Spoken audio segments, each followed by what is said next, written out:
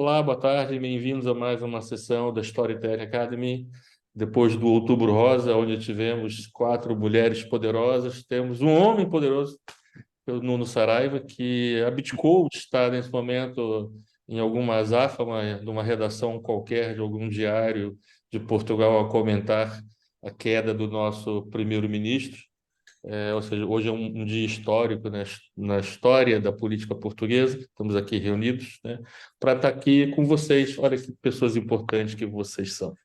Eu tenho aqui uma. Boa tarde, Nuno, tudo bem? Oi, tudo bom? Boa tarde. E obrigado pelo convite, Edson.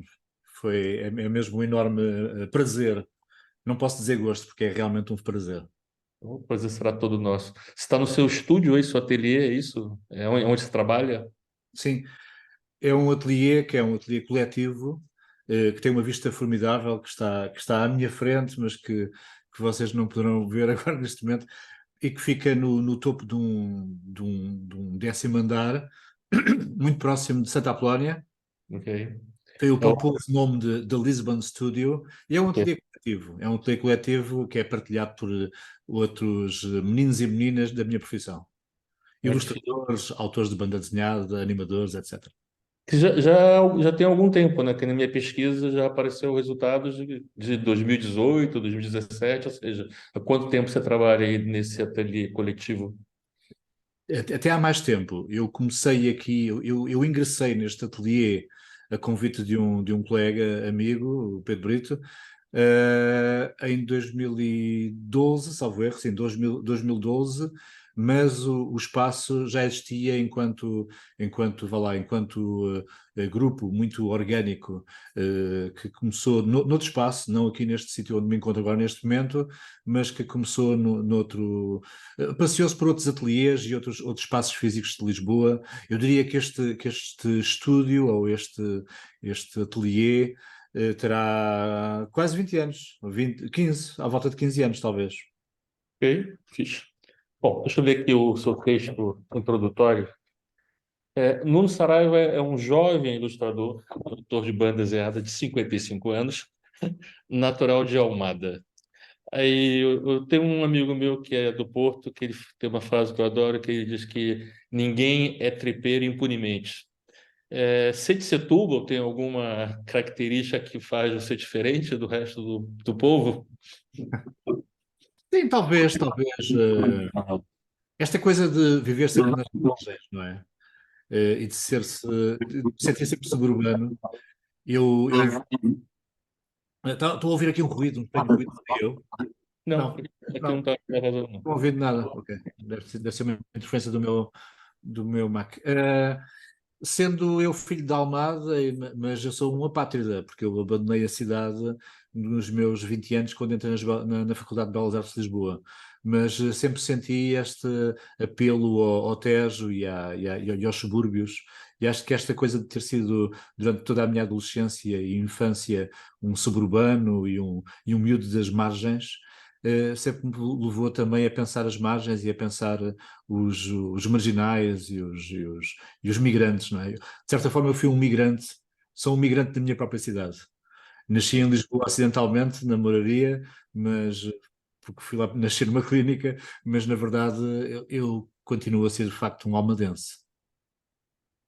Bom, como você falou, né, formou-se em pintura pela Faculdade de Belas Artes de Lisboa e participou de vários fanzines e criou e publicou revistas de BD. É conhecido pelas suas séries de humor e crítica social, como Filosofia de Ponta, Arnaldo, o Pós-Cataléptico e Guarda-Bilha, que publicou no Jornal Independente em parceria com o argumentista Júlio Pinto. Ganhou o Prêmio Nacional de Banda Desenhada em 2016 e o Prêmio Sturt de Ilustração Editorial em 2010.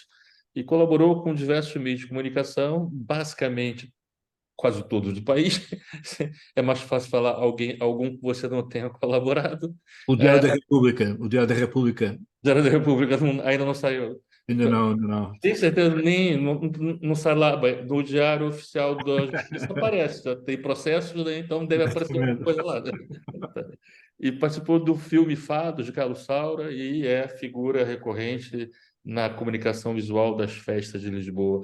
Isso é um mega resumo, mega resumo.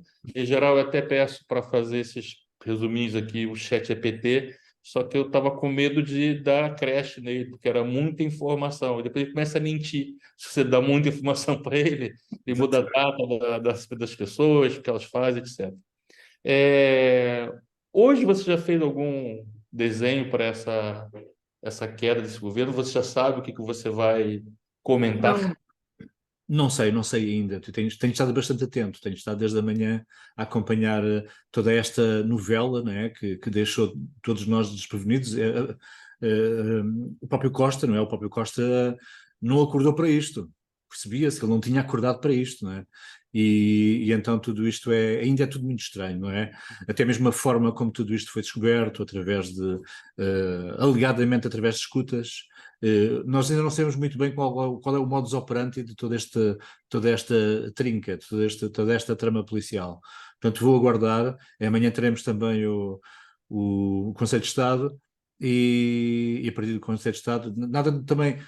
Pode acontecer que o presidente Marcelo não dissolva a Assembleia da República, não é? Pode ser que é uma possibilidade muito distante, não é? Mas nós cá em Portugal também já vivemos uma situação destas, não é? Estou-me a lembrar do Durão Barroso, quando resolve deixar o país de tanga e entrega o governo a Santana Lopes e o presidente da altura, Jorge Sampaio, aceitou após de um conturbado Conselho de Estado.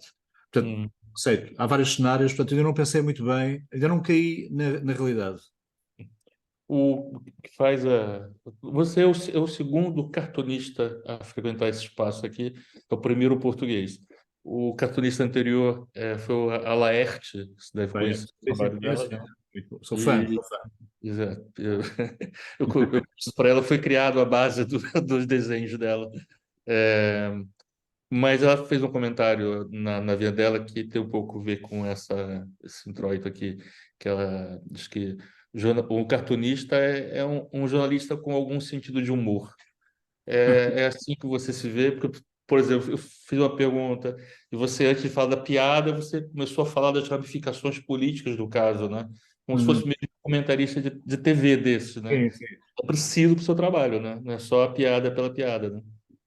De facto, uma coisa que eu tenho observado muitas das vezes é em entrevistas com humoristas, é que os humoristas, quando começam a falar de si próprios, não têm piada nenhuma. Hum. São pessoas sérias, não sei, acho que caem em si mesmo, caem em si mesmo e, e muitas das vezes não têm assim muita piada. Mas, bom, o jornalista, ou melhor, o cartunista, eu estou-me a lembrar agora, só para tentar fugir um bocado à pergunta, respondendo-a, lembro-me do caso de um cartunista que já faleceu há coisa de 2 anos, salvo erro, o cartunista Vasco, que queria muito ter a carteira de jornalista e procurou por tudo conseguir a carteira de jornalista e conseguiu-a, de facto. Mas os seus camaradas de trabalho perguntavam-lhe: mas porquê queres a carteira de jornalista? Porque até tens um ordenado porreiro, simpático. E ele dizia: é para conseguir entrar no frágil. Com a carteira de jornalista, mais rapidamente ele conseguia entrar no famoso bar do bairro Alto. Eh, Bom, Ou eu para entrar no frágil e conseguir sair acompanhado, né? Isso é mesmo. exatamente, exatamente. Vasco este, que foi um artista e um cartunista de primeira, que foi o verdadeiro Sois Santo Itardo da geração, que não é a minha geração, não é? Eu tenho 55, não tenho 75, e a geração do mais 68, poucos portugueses a viveram, mas o Vasco viveu intensamente nas boulevards de Paris. Uhum. Fala um pouquinho desse seu percurso, como é que você foi parar no Cartoon? Foi o cartoon que foi parar a mim e não eu ao cartoon. A minha, a minha formação, ou melhor, a minha formação, vá lá, profissional, será até o design. Eu Você é um começo a artista trabalhar. plástico, na verdade, né? Você é um artista Como? plástico. Você é um artista plástico, né? Você tem várias facetas, e você faz instalações, você faz painéis, né?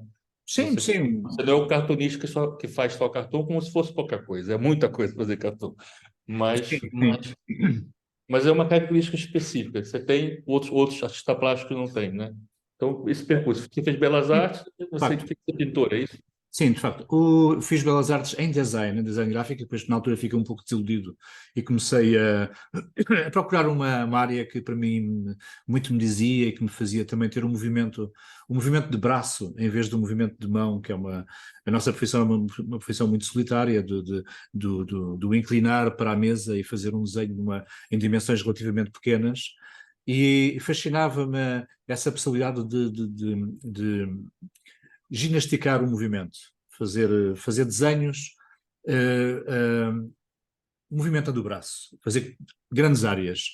Não é por acaso que hoje estou muito entusiasmado com um processo artístico que descobri há coisa de uns 5 anos atrás, que é a pintura mural. Eu estou muito entusiasmado com a pintura mural. Eu se agora me reformasse do que estou a fazer, dedicava-me a pintar, só a pintar. Bom, mas voltando para atrás, eh, na verdade, eu começo a fazer ilustração, porque eu já fazia banda desenhada. Aliás, a banda desenhada faz parte da minha adolescência. Eu começo a investir muito em banda desenhada e a ganhar assim alguns prémios nacionais que existiam à época nos anos 80.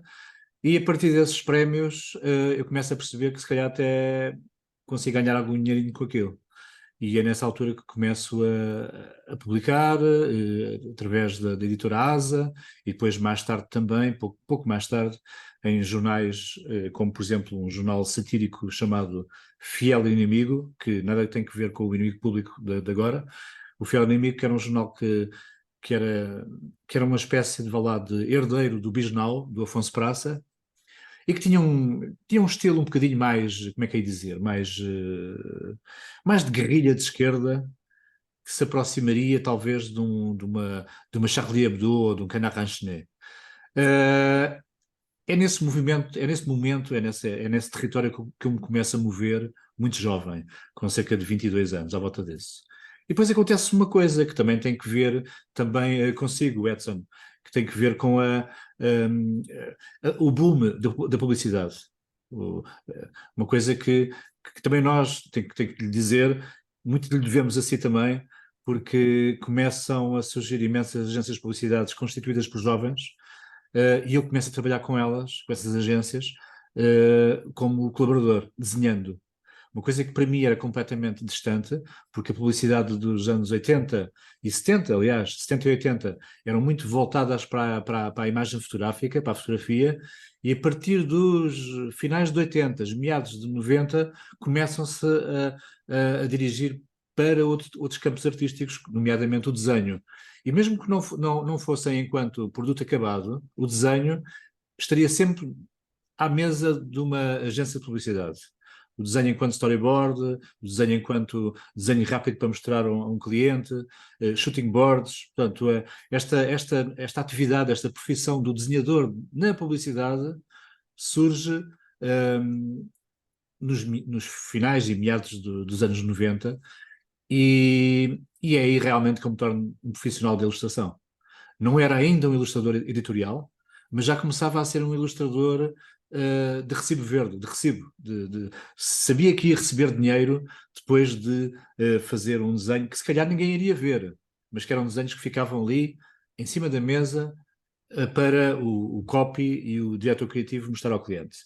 Eu começo a trabalhar numa agência que hoje já não existe, que é uma agência que era talvez talvez o bastião das grandes agências portuguesas, que foi uma agência que foi fundada pelo Ari dos Santos, a Abernício.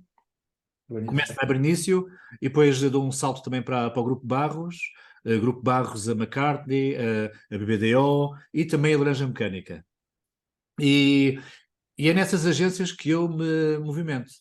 Mas eu era muito jovem à época, estava na Faculdade de Belas Artes, e surge um jornal muito interessante, também ele todo voltado para a imagem, que era o Independente. O Independente do Miguel Francisco Cardoso e de Paulo Portas. E, e pronto, é aí que eu nasço enquanto ilustrador editorial. E é na ilustração editorial que eu começo a criar um bocado a minha identidade, a identidade do ponto de vista gráfico. Mas a minha identidade política vinha da banda desenhada. Daí que, voltando atrás, é o cartoon que vem ter comigo e não eu a ir a ter com o cartoon.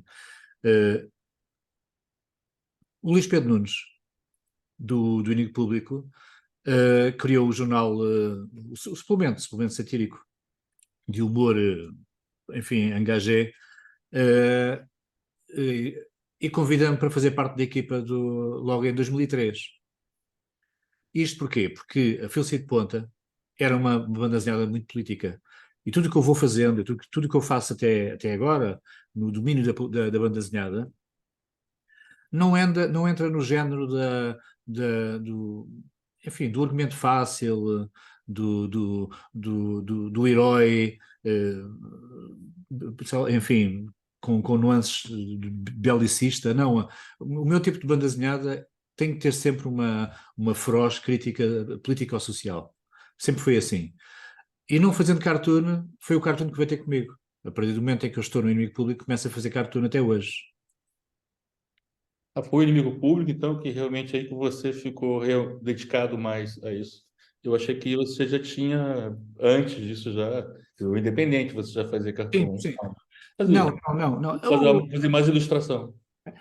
Isto tem muito que ver também com o léxico, não é? E com o sentido literal da palavra. É muito comum confundirmos cartoon com o cartoon anglo-saxónico, ou até mesmo com o cartoon brasileiro, por exemplo, ou até mesmo do ponto de vista, até mesmo aqui ao lado em Espanha. Eh, o que eu fazia realmente era banda desenhada. Só fiz banda desenhada. Até 2003 só fiz banda desenhada e ilustrações editoriais.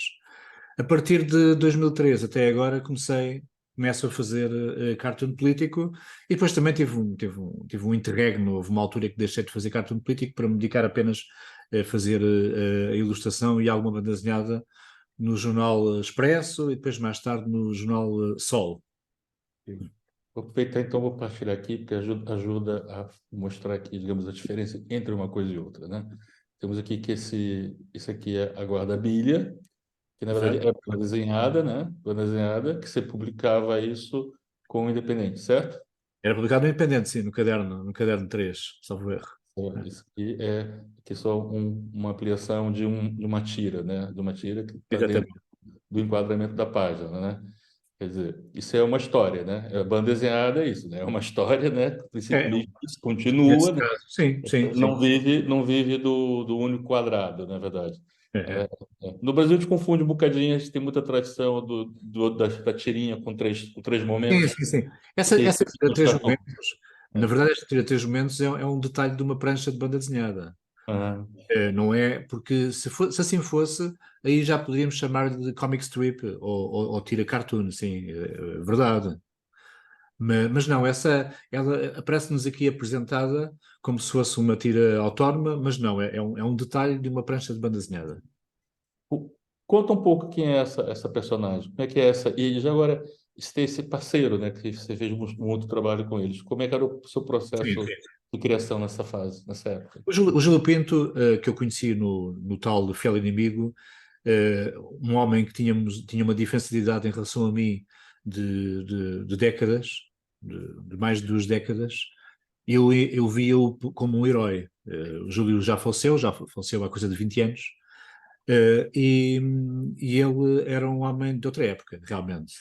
Foi um perseguido pela PIDE, foi um clandestino do PCP, PCP este que o traiu quando o Júlio Pinto escreveu uma nota de solidariedade para com Carlos Antunes e a Isabel, ai, eu esqueci o nome dela, Reis, que eram acusados de serem terroristas das FP 25 de Abril, e que estavam presos, e que presos sem julgamento.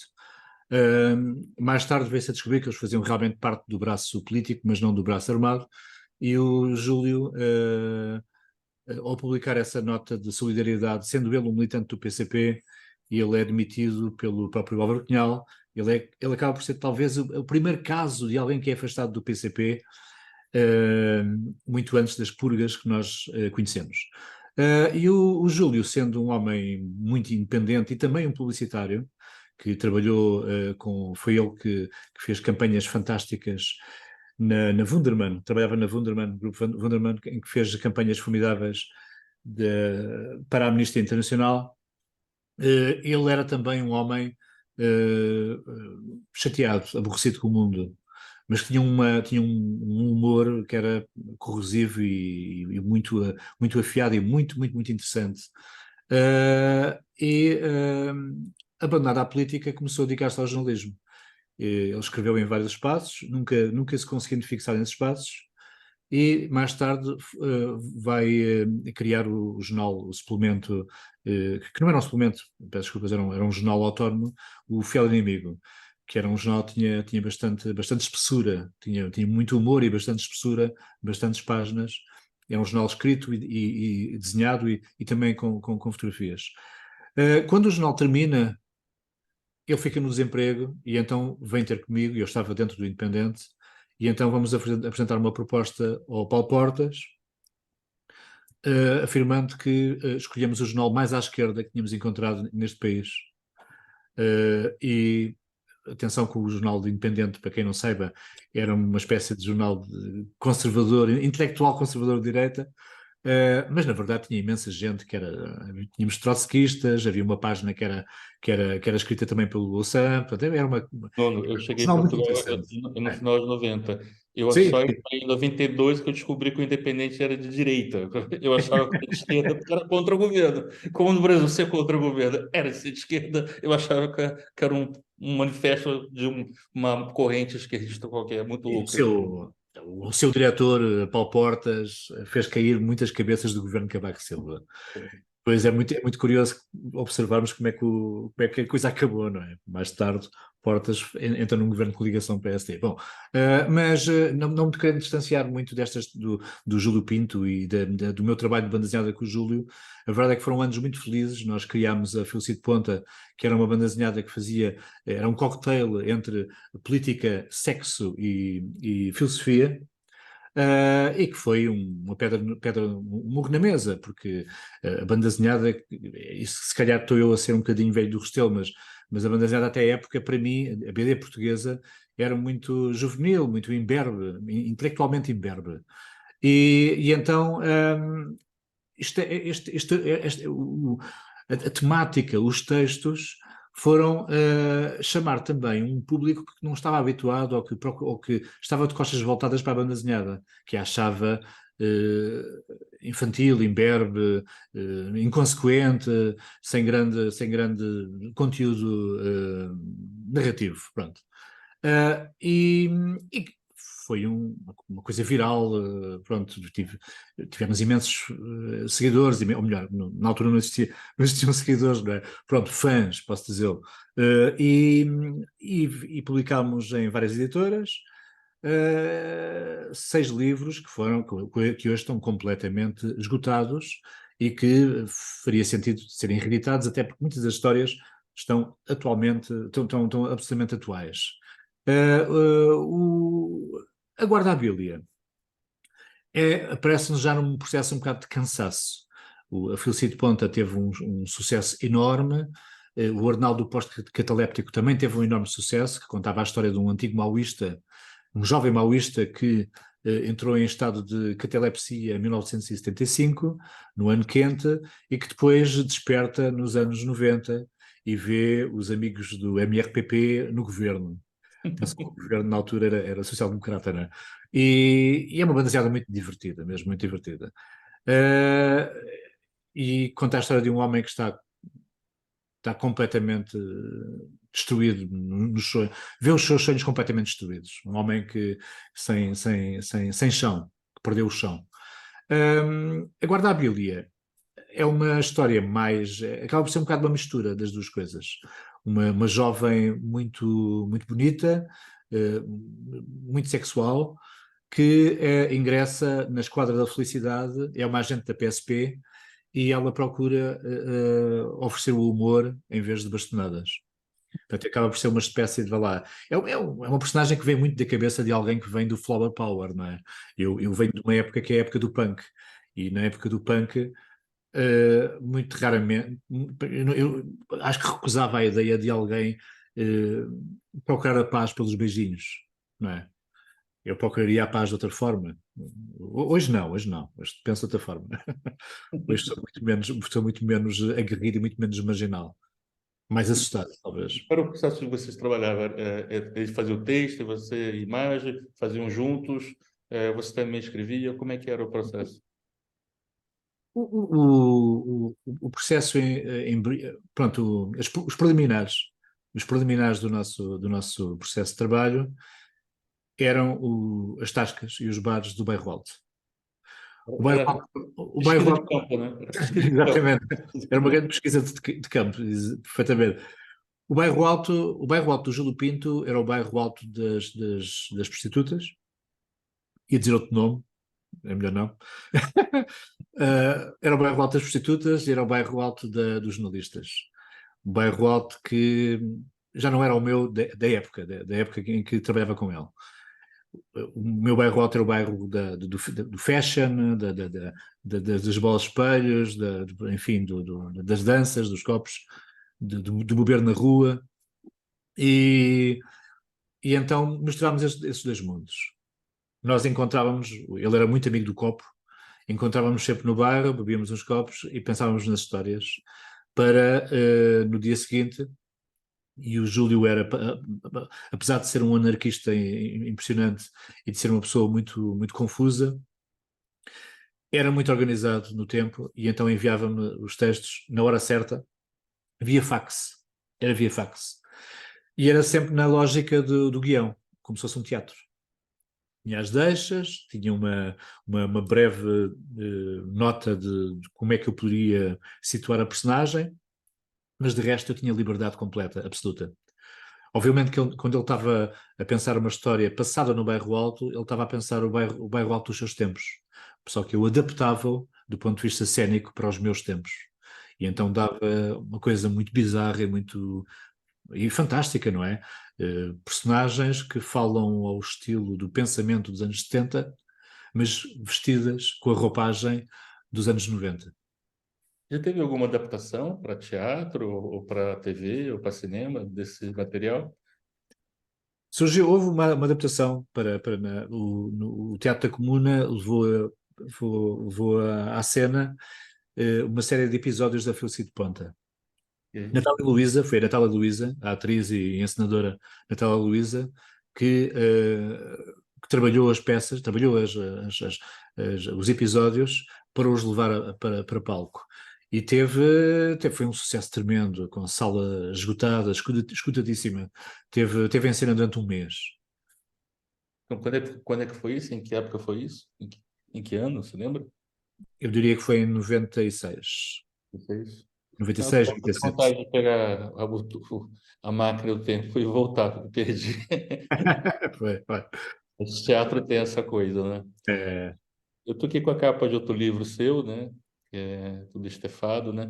sim. Que, que na verdade, assim, você tem digamos, essa área de trabalho quase, né? Que você faz as crônicas de Lisboa, os seus personagens de Lisboa são muito presentes na sua obra, né? Em parte da sua obra, né? Como é que você descobriu essa linha?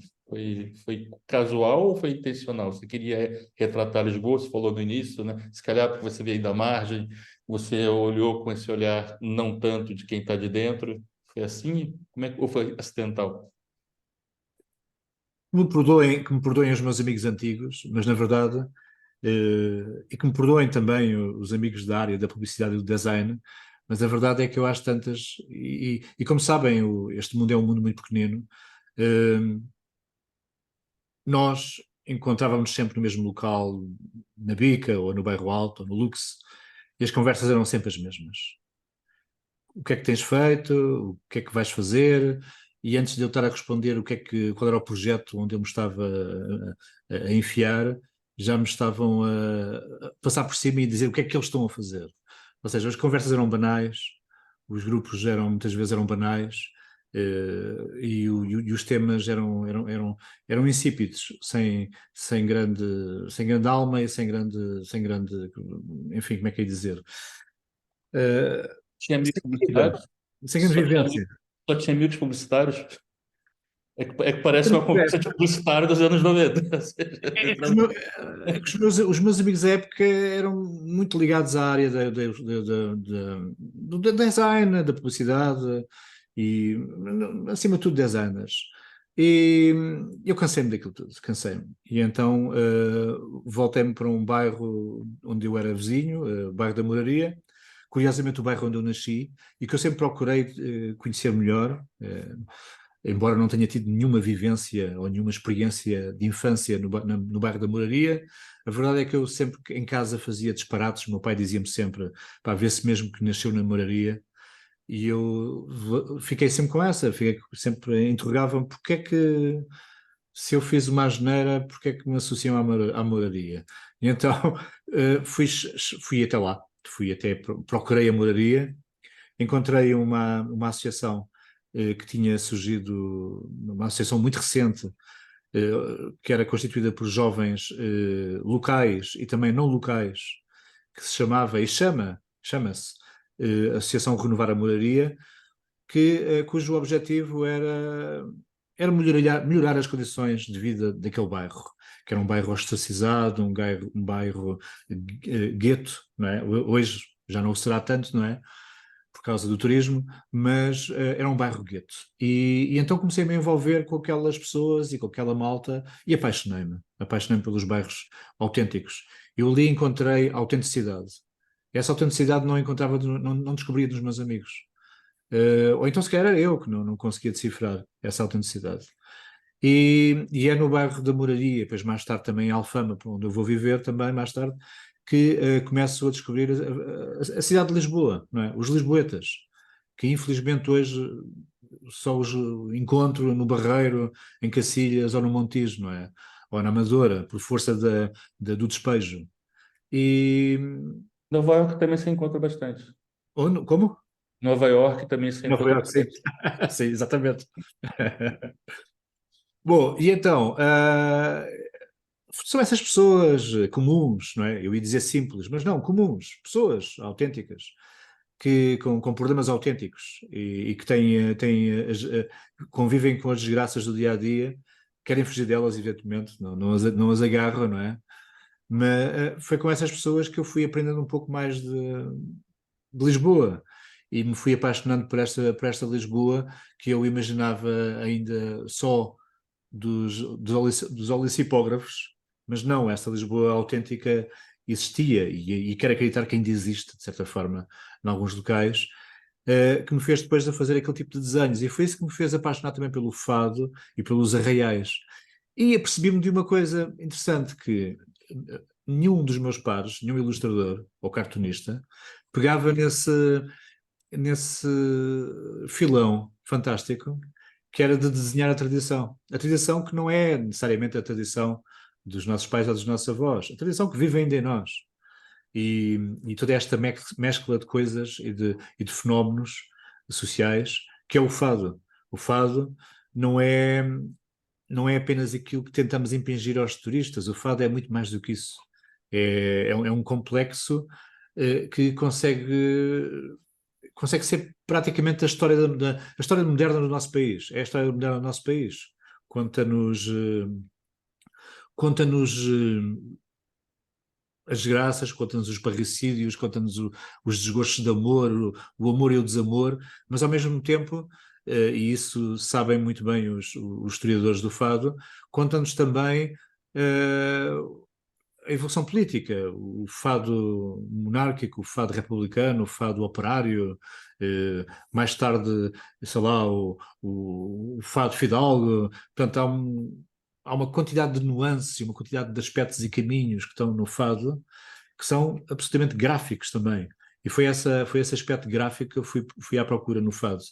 E atualmente, neste momento, estou também a trabalhar num livro que será provavelmente editado no próximo ano. Digo provavelmente porque nunca sei, não é? Porque eu não sou como o Júlio Pinto, não, não entrego nada a prazo, dentro do tempo mesmo. E estou a produzir um livro sobre as origens do fado e há uma panóplia enorme de possibilidades de origem do fado que são muito interessantes e que se confundem com a nossa história. E você já pesquisou, chegou a algum lado assim? Eu já encontrei brasileiro que defende que o fado é brasileiro, já encontrei angolano que defende que o fado é angolano, e naturalmente encontro português dizer que o fado é português. O fado, e também cabo-verdiano a dizer que vem de Cabo Verde. O fado, afinal, Eu, vem eu de lá. diria, eu diria que é uma mescla das coisas. Ah, Se calhar, juntando o angolano ao brasileiro, assim juntinhos, se calhar é aí que reside a origem do fado. hum. E eu acho muito interessante a teoria africana da origem do fado. A teoria africana é esta que é transformada em laboratório no Rio de Janeiro. Ah, é? Olha, essa aí, então, essa é a primeira vez que eu ouço. Essa mistura de Angola e Rio de Janeiro é a primeira.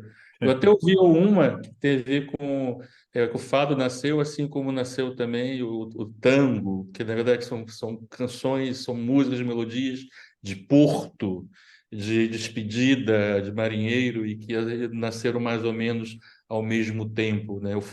O tango é o fado espanhol, na verdade, né? E vem da Argentina, enfim. Eu queria abrir aqui a conversa, aproveitar como momento. Alguém quer fazer alguma pergunta, que é o Nuno? O Pedro, que tem um compromisso, quer fazer uma pergunta antes de sair? Não? Já não vou ao compromisso, pá. Eu acho que isto é muito mais interessante do que o compromisso. Você ia discutir o futuro da publicidade, já não está Ah, mais. não, acho muito mais interessante esta conversa com o Nuno. Não, não, não fui. Só para aproveitando, já que o Pedro se manifestou, tem a ver com o que você falou agora há pouco, Nuno. O Pedro, eu contratei ele a primeira vez, quando era um jovem, por causa de desenhinhos, esquetezinhos que ele tinha. Ele tinha um monte de esquetes, você na entrevista que foi, com um monte de esquetes, um monte de rabiscos, né? E foi por isso que ele foi contratado. Eu falei assim, o que que ele faz? Não sei, mas ele rabisca bem, ele faz uns bonecos bem bom. Para alguma coisa ele vai servir, né? E nessa já está 30 anos, quase, a trabalhar em publicidade. Não, É, e continuo. Eu acho que a forma de expressão gráfica no papel, para mim, e acho que para alguns, para muitos, continua a ser a forma de expressão mais pura, mais fiel à ideia, pá, que é fundamental para eu pensar. Não consigo pensar de outra forma, não consigo pensar sem registar graficamente o que estou a pensar. Tinha aqui uma pergunta que eu acho interessante para o Nuno, que nós andámos por aqui, mas não chegámos lá, que é, e tu falaste muito do teu início e da tua evolução, e agora do trabalho mais recente que estás a fazer agora sobre o fado, mas não tanto sobre a atividade jornalística, digamos, ou de cartunista político ou social que farás agora. E eu acho, até porque tenho mais ou menos a tua idade, tenho menos um ano do que tu, portanto fui testemunha de quase das mesmas coisas que tu foste, que nós de antes tínhamos muito mais liberdade para pensar criativamente, para desenhar, para fazer o que fosse no área criativa. Tu hoje em dia estás muito espartilhado pelo politicamente correto, não podes fazer. Eu agora estava a ver os teus desenhos e a relembrar-me da guarda, A Bíblia. da Bíblia.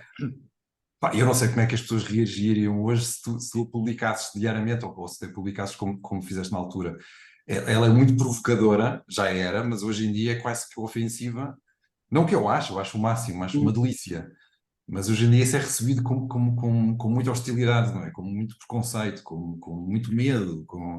Mas, Como é que trabalhas com isso? mas Pedro, essas coisas não me assustam, até acaba por ser um bocadinho.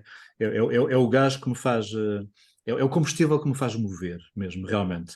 E eu tenho o politicamente correto como meu principal inimigo, inimigo mesmo a abater, a provocar. É o politicamente correto e a extrema-direita.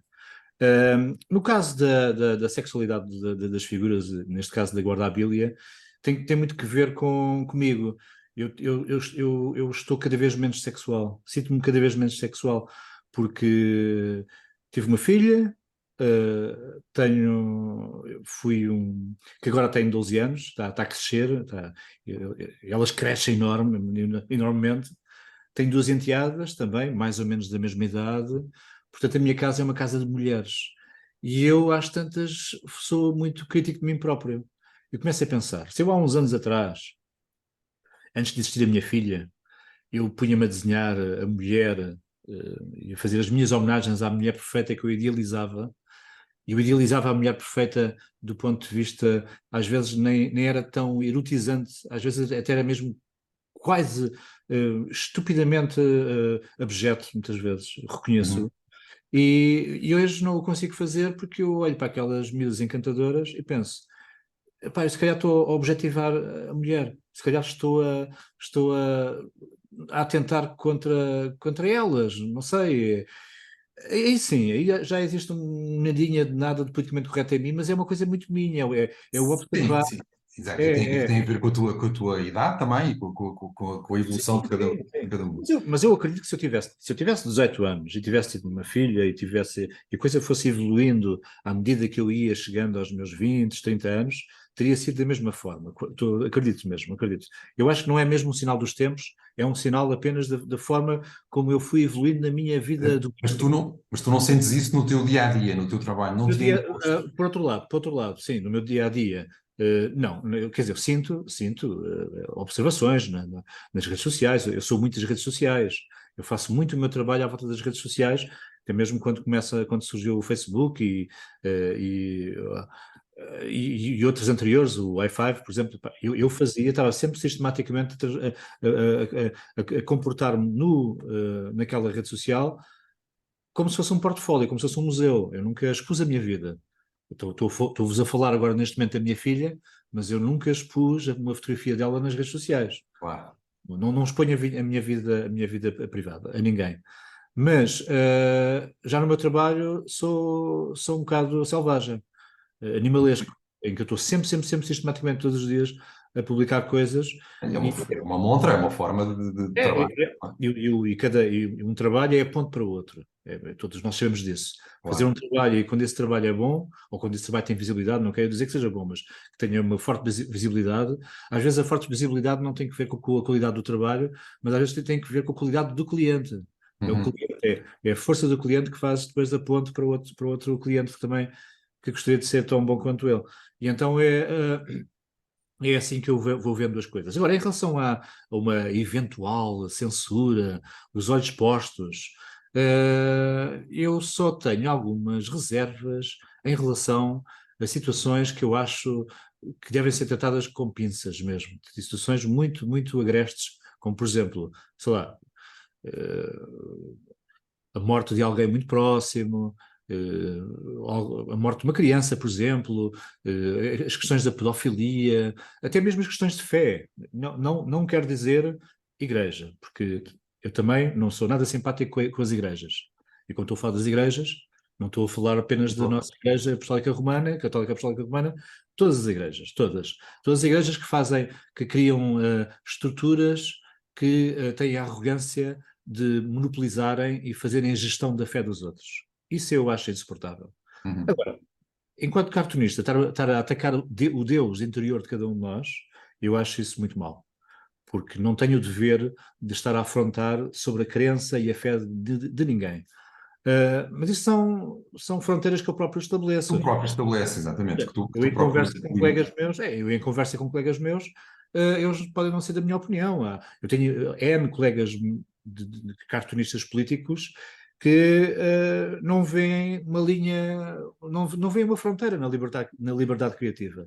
Eu vejo muitas fronteiras, muito. E não são ténues, são mesmo fronteiras absolutas.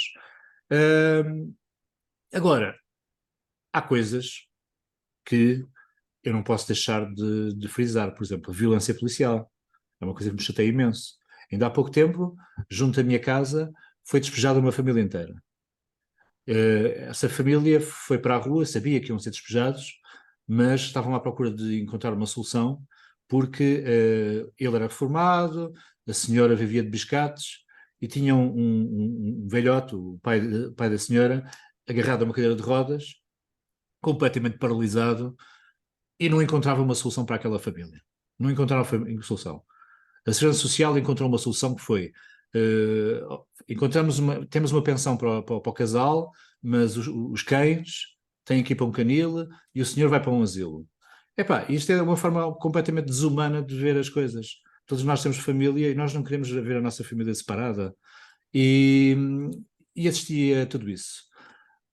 No dia do despejo apareceu a polícia e a polícia apareceu em força como se fosse atacar um grupo terrorista. Eram imensos, eram para aí uns 15. Para quê? Em nome do quê? Dois velhotes e um homem Sim, agarrado a uma cadeira de rodas. Portanto, são verdade. essas coisas que me chateiam enquanto cidadão. Mais do que cartunista enquanto cidadão. E, e é por aí. Eu não tenho medo da polícia, porque, sinceramente, eu não posso ter medo da polícia. Não posso. Nós não podemos ter medo da polícia. Porquê? Porque a polícia existe para nos proteger. E eu só tenho é que gostar da polícia. Só tenho é que aceitar, aceitar não, só tenho é que acreditar que a polícia existe para nos defender e não para fazer precisamente o contrário. Não para nos despejar, não para nos agredir, não Pedir, para sim. não para nos Problema torturar. grande agora por causa desse cartão aqui, justamente com a polícia, não foi?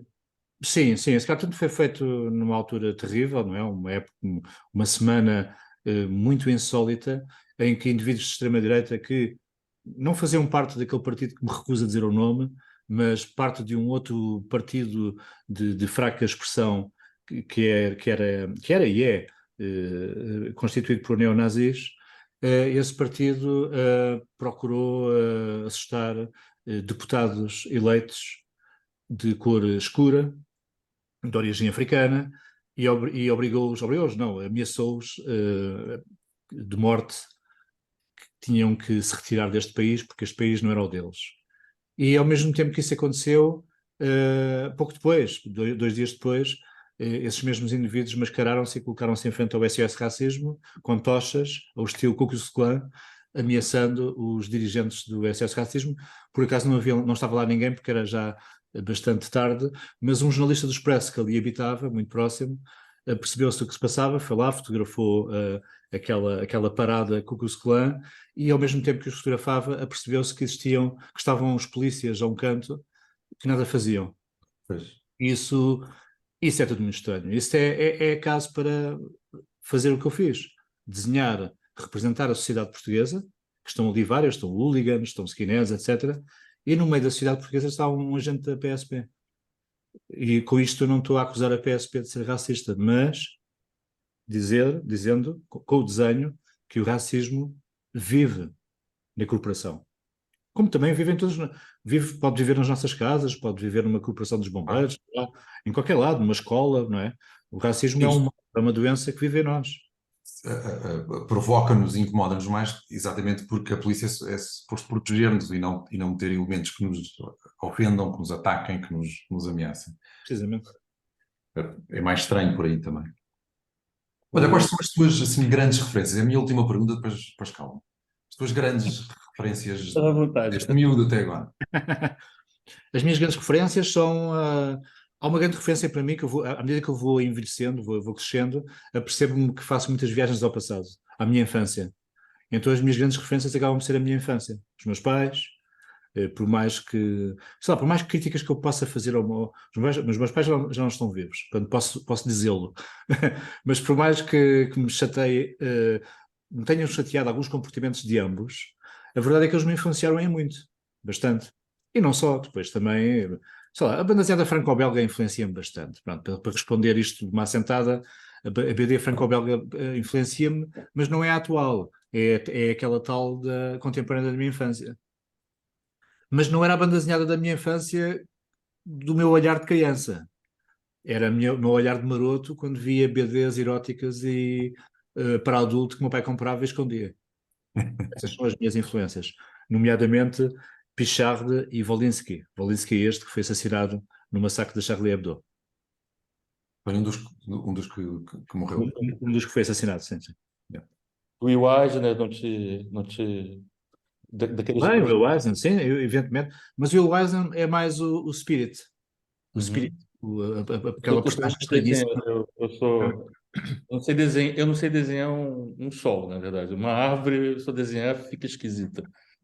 Mas eu era completamente obcecado por desenho quando era pequeno, adolescente. E aí, quando eu vi o Will Eisner, eu descobri que é possível fazer cinema desenhado, eu não sabia que era viável. Quando eu descobri Steinberg, eu descobri que você pode fazer uma história contada com os palitos. Isso era uma coisa que, para É. mim, é muito. Até hoje eu tenho muito esse olhar com muita atenção para quem desenha, muita inveja, na verdade. É por isso que eu escrevo. Por isso que eu escrevo, eu tenho inveja de quem desenha. Ô, nós já chegamos aqui à nossa hora de conversa, que passou rápido, bem rápido. Queria agradecer, Nuno, a sua presença, a sua vinda. Espero que a gente possa um dia cruzar aí num projeto publicitário. Muito bem. Agora que eu sei, inclusive, que você já foi publicitário de agência, de Quem agência. sabe, quem sabe uma campanha política. Não, não, não, vamos fazer alguma coisa, alguma coisa mais divertida, uma coisa mais divertida. Mas eu tenho um pouco de vergonha enquanto publicitário quando contato com artistas, né? É que às vezes aqueles que não têm convivência com o nosso trabalhar, às vezes não entende muito bem que a gente está sempre com alguém pagando, né? Tem um mecenas muito presente chamado cliente, né?